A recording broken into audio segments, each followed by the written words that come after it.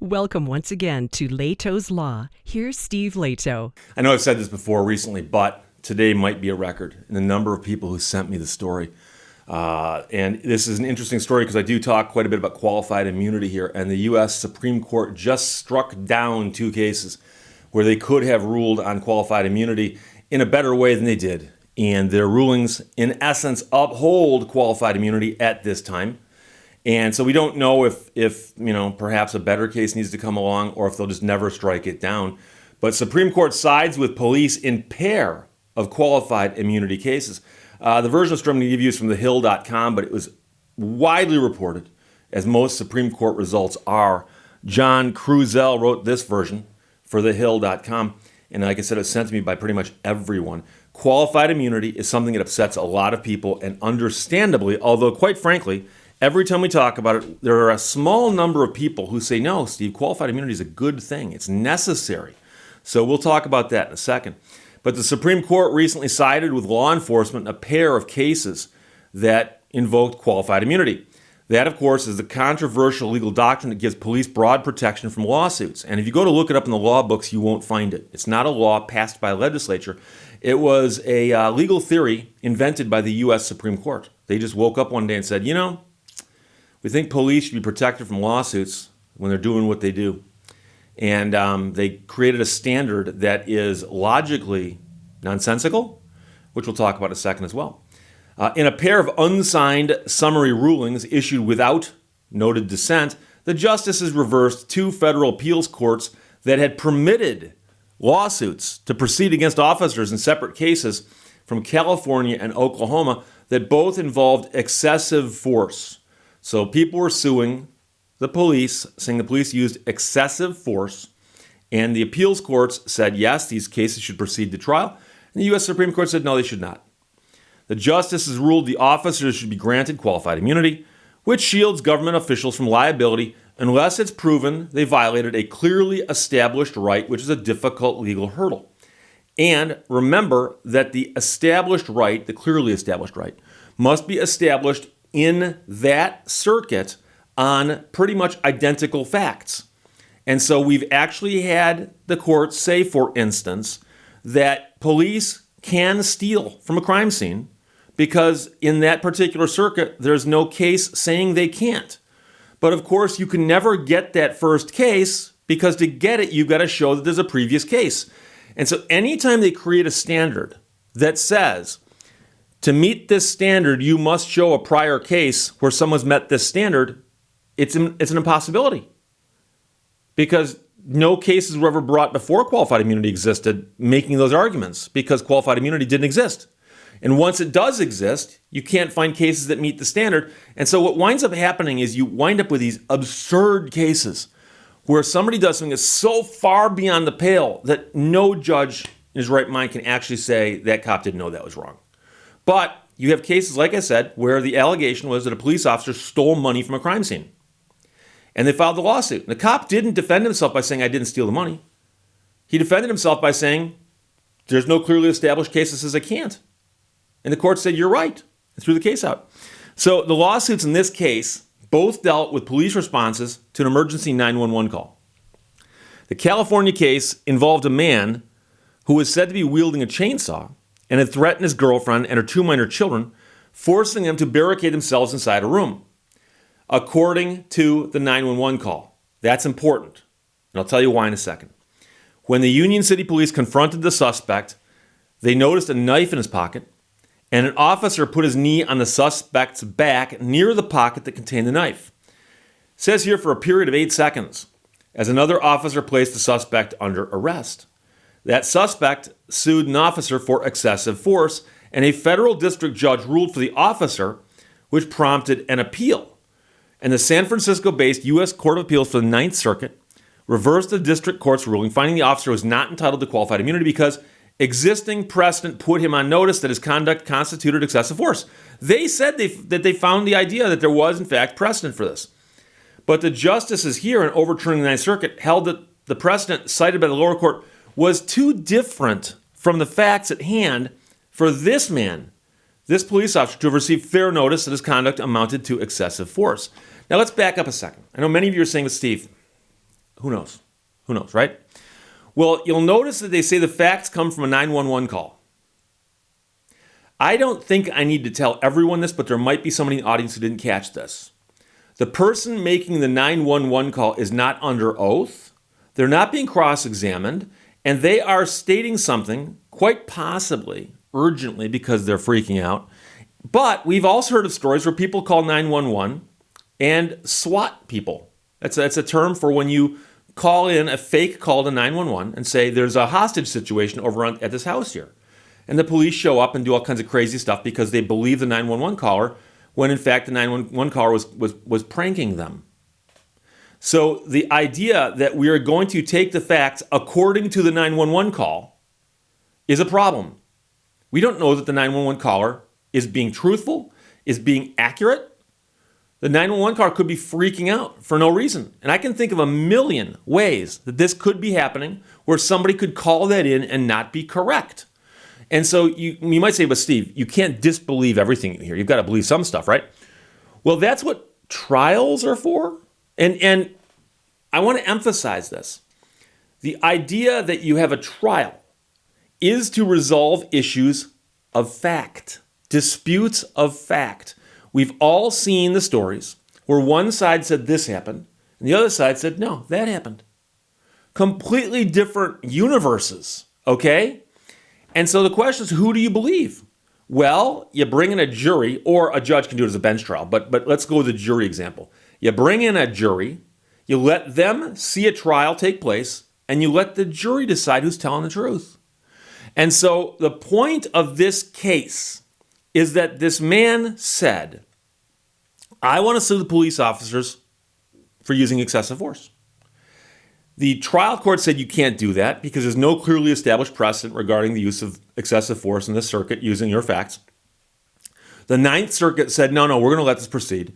And the Supreme Court says, no, we're not going to let it proceed. Letting the case proceed doesn't mean this man wins. It doesn't mean the cop wins. It means that the jury picks a winner. It means you have a trial. The police are getting these cases dismissed before they go to trial. And that's the problem I have with this, because the courts are saying, we're going to assume everything the victim is saying here is true. You still can't go to trial. You do not get your day in court. So the idea that we're going to go with the facts as stated according to the 911 call is a problem. And I'm sure there's probably more that went into it than that.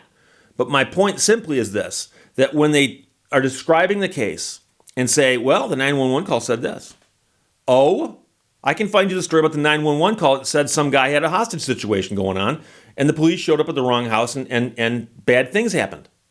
And there was no hostage situation anywhere. It was some guy upset over a video game. And you could say, well, according to the 911 call, blah, blah, blah, blah, blah. Doesn't mean it's true. Didn't base that phone call on facts. So the justices in this case held that the precedent cited by the lower court was too different from the facts. And so the question is, what facts do you need? Does the guy have to be barricaded in a garage with a chainsaw? Otherwise, the case is too different? Does it matter if instead of a chainsaw, he's got something else? What if he's got a weed whacker? I mean, seriously, the question is, how on point does the other case have to be? In the Oklahoma case, officers responded to a 911 call from a woman who said her ex-husband, was intoxicated and refused to leave her garage. Okay? So, refused to leave the garage and was intoxicated. When officers arrived and approached the suspect inside the garage, they say he grabbed a hammer and lifted it overhead as if to throw it. When he refused to drop the hammer, the officers shot and killed him. The deceased's estate filed a lawsuit against the officers alleging their use of deadly force violated the Fourth Amendment. The district court sided with law enforcement, but a Denver-based federal appeals court, which is not the Ninth, for those of you who are going to jump all over the Ninth, okay, overturned the ruling, finding that the officers had recklessly created the situation by cornering the suspect in the garage. And by the way, in case you didn't know this, a hammer, I understand someone's going to argue this, but a hammer from a distance is not the same as other weapons that you might have. Okay? I understand you can hurt somebody with a hammer. I understand that.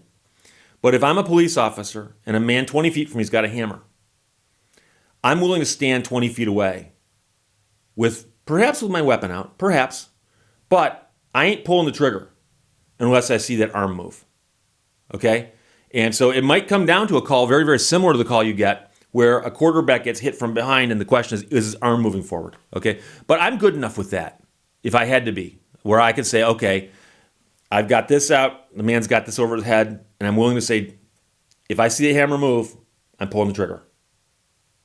But in reversing the appeals court, the justices found the officers were entitled to qualified immunity because the court had not pointed to a single precedent finding a Fourth Amendment violation under similar circumstances. So presumably, they had to find a case where a lawsuit was allowed to proceed where a suspect was in a garage holding a hammer over his head. What if he's holding a chainsaw? What if he's in another room of the house but not the garage? What if the garage was detached from the house? Would that matter? What if you had a dumbbell, the weight thing? What if you had another tool? What if he had a torque wrench? What if he had two hammers but he's holding them down at his waist? I mean, you can see how silly this gets.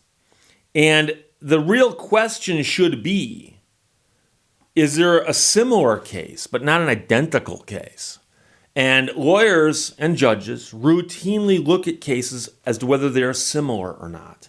But the idea is that you need to find a precedent under similar circumstances, and it's got to be a clearly established right.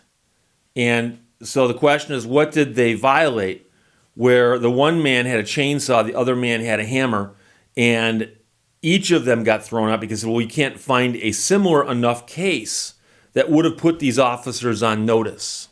And that brings us back to my favorite example, which is the man who said that the police came into my house and while they were handling a crime scene, they stole money.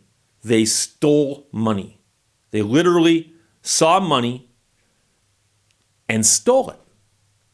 And when they were sued, their defense, again, was not, I didn't steal the money. Their defense was, there's no case in this circuit that clearly establishes that a police officer cannot steal money from a crime scene.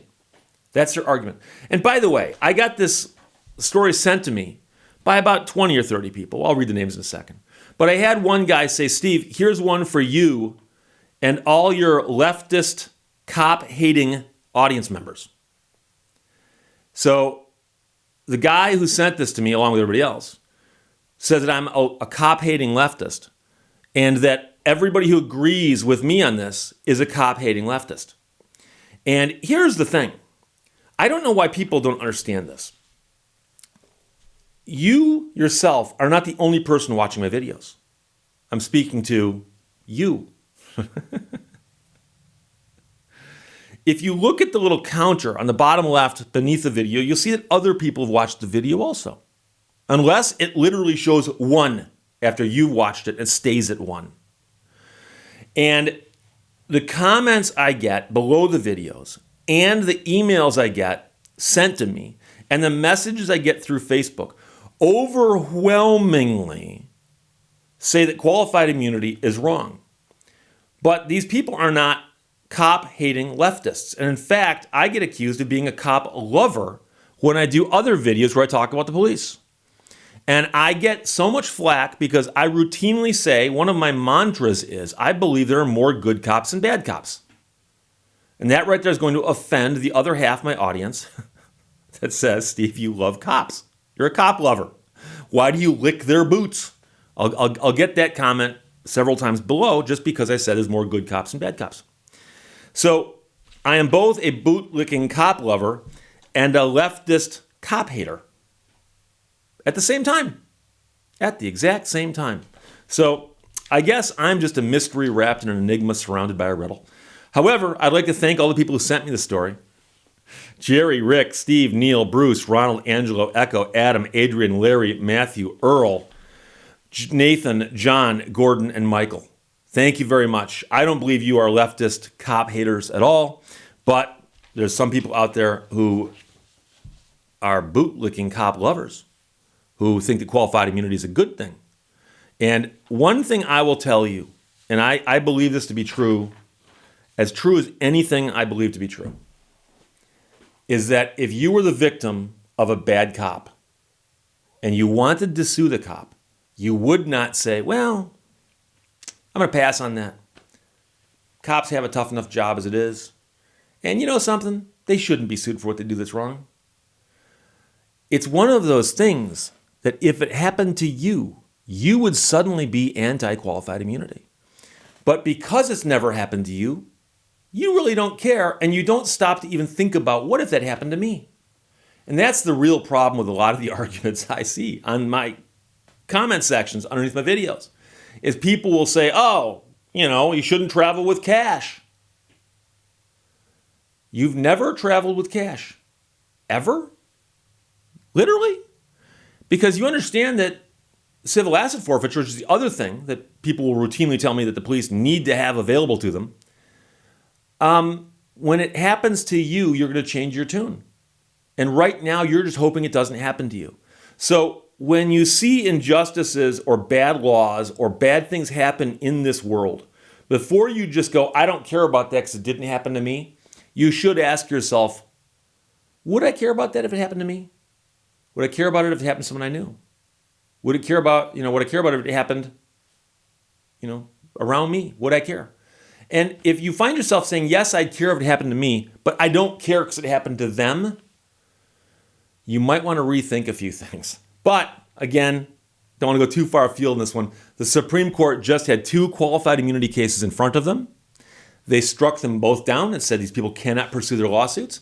And it's not that the people aren't telling the truth. And it's not that the people don't have cases that would work in the real world against non-cops. It's just that we're not going to let them proceed because the police officers theoretically didn't know what they were doing was wrong because there was no clearly established right established in case law in their circuit. And by the way, that distinction to me is one of the things that people often don't grasp until I really beat on this. The one that happened in the Ninth Circuit, if you could find a case in every other circuit with identical facts, the Supreme Court would still say yes, but it wasn't in the Ninth Circuit. So those cops weren't on notice. As if the cops read the appellate court decisions coming down from the Ninth Circuit. What do you do in your spare time, officer? I read the opinions of the Ninth Circuit Court of Appeals to see what they're up to and see if they establish anything clearly that I need to know about. Doesn't happen. You know it and I know it. Questions or comments, put them below. Otherwise, talk to you later. Bye-bye. Thank you for watching Lehto's Law. When you're traveling, you are what you are right there and then. People don't have your past to hold against you. No yesterdays on the road.